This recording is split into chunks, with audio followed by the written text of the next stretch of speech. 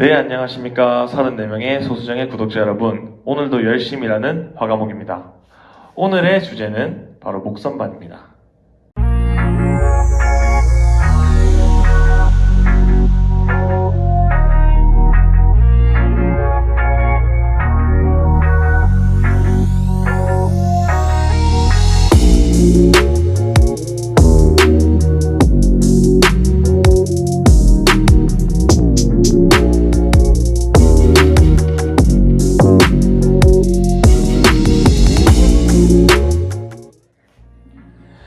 네, 목선반 같은 경우에는 본체도 중요하지만 부가적인 것들에 대한 준비가 좀 생각보다 많고, 그 다음에 꽤 많은 분들이 뭘 갖춰야 되고 또 이건 필요한지 우선순위에서 밀려나는 것인지를 조금 고민하시는 경우가 많습니다.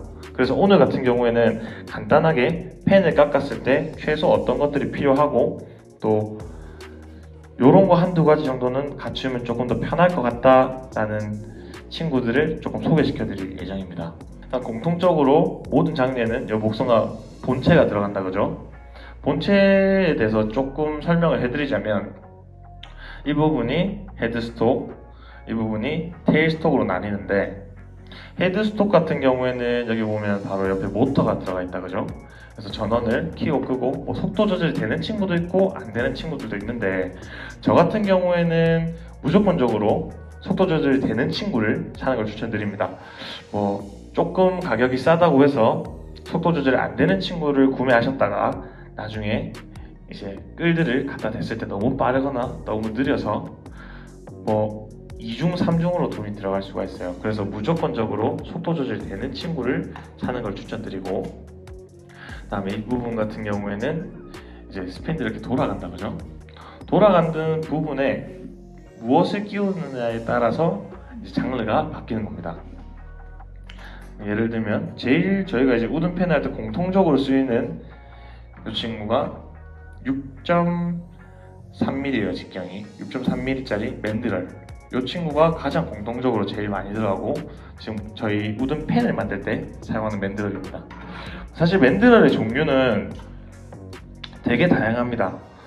뭐 샤프용도 있고 만년필용도 있고 부싱 같은 경우에도 저도 아직 많은 수업 프로그램을 진행하진 않지만 보면 되게 많아요.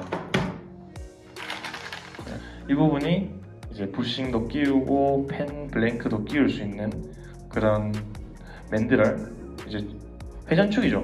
쉽게 설명을 해드리면. 이 부분 같은 경우에는 이제 테일스톡이라고 하는데 이제 이 친구가 앞에 헤드스톡이 잘 돌아갈 수 있도록 이렇게 딱 잘 잡아주는 친구고, 그다음에 이 부분 같은 경우에는 뭐 여러 가지 종류가 있어요. 이 부분을 이렇게 뺄 수가 있고, 이 친구 이름은 맨드럴 보호대입니다. 맨드럴이 돌아갈 때 이렇게 벗어나지 말려고 잡아주는 개념의 보호도 있지만 사실은 이런 구성품 자체는 목선반을 살 때 따라오지가 않아요. 원래 목선반을 살 때는 이렇게 테일스톡, 심압대라고도 하죠. 심압대 같은 경우에는 이렇게 돌아가는 라이브 센터라고 하는 이 친구가 원래 세트로 되어 있습니다. 근데 이 친구 같은 경우에는 뭐 이렇게 맨드럴 자체에 구멍이 뚫려가지고 이렇게 고정을 시켜주는 경우도 있지만 아무래도 철끼리 이렇게 돌아가기 때문에 마모가 돼서 나중에는 약간 달그락달그락 거리는 현상이 오는 뭐 경우를 피해갈 수가 없어요. 그렇기 때문에 보통 이제 펜을 깎으시는 분들 같은 경우에는 맨드럴 보호대를 꼭 사용하는 편이고, 맨드럴 보호대는 딱 두 가지가 있습니다. 보시다시피 이렇게 그냥 커버형이 있고, 그 다음에 여기 심압대 자체에 들어가는 아바형이 있어요. 이 부분 같은 경우에는 테일스톡과 헤드스톡의 중간에 있는 반조라는 친구인데요. 한글 명실로는 그냥 칼 받침대라고 생각하시면 됩니다. 사실 이 부분에서 중요한 부분은 바로 이 부분인데, 이 친구 같은 경우에는 이름이 툴레스트입니다. 맨드럴과 이제 그냥 치질로 나무 작업을 할 때 나무 결이나 아니면 그 돌아가는 힘의 저항에 의해서 나무가 튕기는 것을 방지해주기 위해 칼 받침대를 쓰는 편이고, 칼 받침대에서 대해서 조금의 팁 아닌 팁을 드리자면, 보통 이제 작업을 하실 때 치질의 각도에 대해서 되게 고민을 많이 하세요. 처음 시작을 할 때 45도에서 이렇게 나무에 대줘야 되느냐, 아니면 딱 이렇게 수평되는 부분에서 대줘야 되느냐, 아니면 뭐 약간의 각도를 줘도 되느냐, 뭐 이렇게 수업할 때 보면 체험자분들이 가장 많이 물어보시는데, 사실 저 같은 경우에는 정답이 없다고 보고 툴에 따라서 미세한 각도 차이는 조금씩 있다고 생각을 합니다.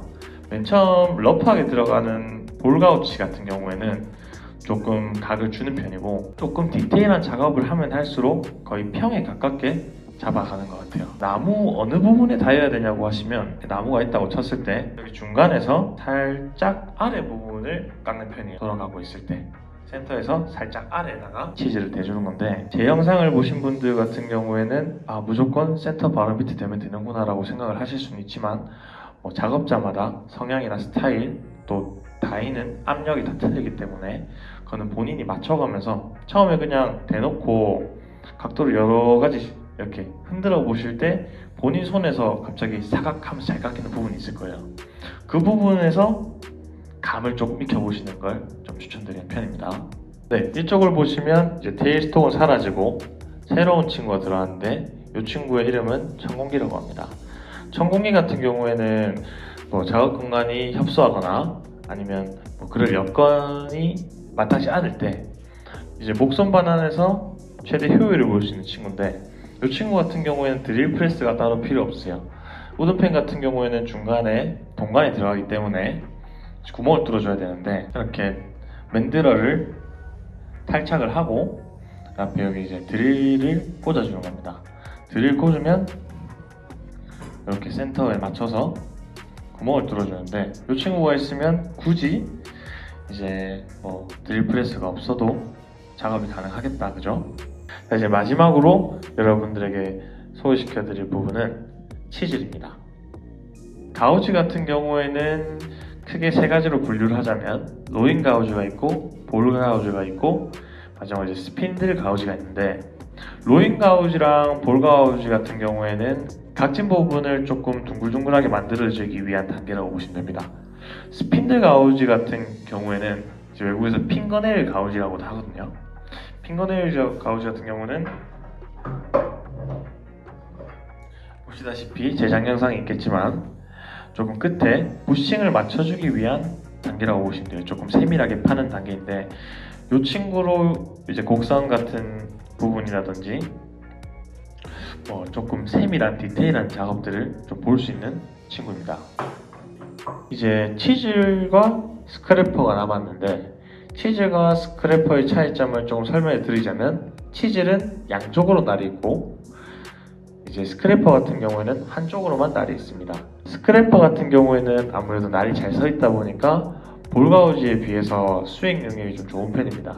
그래서 조금 중급자나 고급자로 올라오신 분들의 경우에는 볼가우지로 어느 정도 각진 부분만 제거하고 나면 스크래퍼로 거의 모든 면을 다 깎고 마감까지 하시는 분들이 있어요.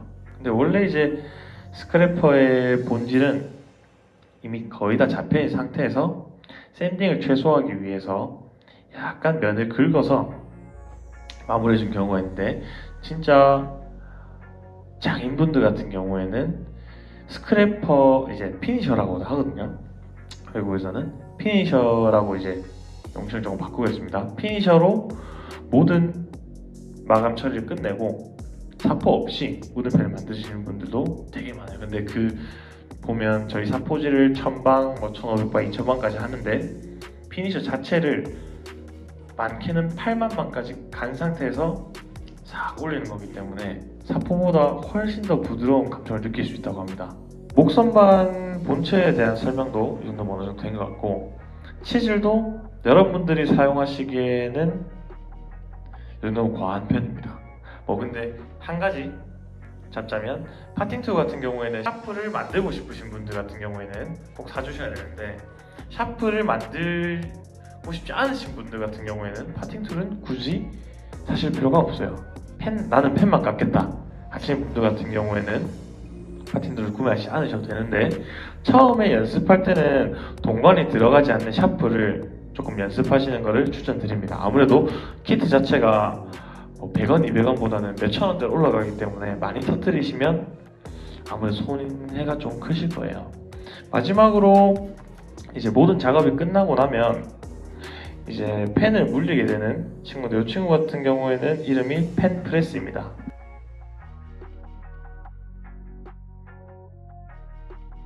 이렇게 위치를 조금씩 조정해 가면서 이제 열심히 만든 우든 펜을 마무리해 주면 되는데요.